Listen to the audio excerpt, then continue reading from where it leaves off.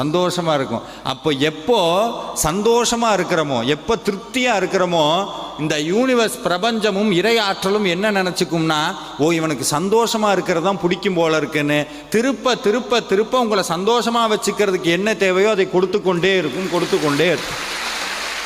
இந்த உணர்வை முருக பக்தி தான் கொடுக்கும். இந்த உணர்வை முருக பக்தி தான் கொடுக்கும். சாமி போனார், அருணகிரிநாதர் போனார், முருகப்பெருமான் அப்படியே போகிறார். போய் முன்னாடி நிற்கிறார். பார்த்தா நம்மளை மாதிரி நிறையா பேர் உட்காந்து புலம்பிக்கிட்டே இருக்காங்க சாமிகிட்ட, இது கஷ்டம் அது கஷ்டம். அருணகிரிநாதர் கோபம் வந்துருச்சு. இவ்வளவு கஷ்டத்தில் ஏன் அவங்கள வைக்கிற?